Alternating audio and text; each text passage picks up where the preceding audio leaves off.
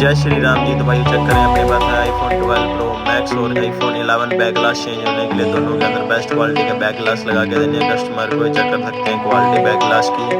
और आतिश संदीप भाई ने फटाफट बैक ग्लास उतारने का काम कर दिया शुरू। तो आईफोन के अंदर आपके कोई भी प्रॉब्लम है तो सारी प्रॉब्लम आईफोन की सोल्यूशन है बालाजी कम्युनिकेशन में। मदरबोर्ड रिपेयर करना है, वाईफाई नेटवर्क की प्रॉब्लम है, ब्लूटूथ नहीं चल रहा, किसी भी तरह की प्रॉब्लम है या कोई डिस्प्ले के अंदर एरर आ रहा है आपकी जो चेंज कराने के बाद अगर आपके पास पुरानी डिस्प्ले है तो उसका एरर मैच करवा सकते हैं बालाजी कम्युनिकेशन पे आके।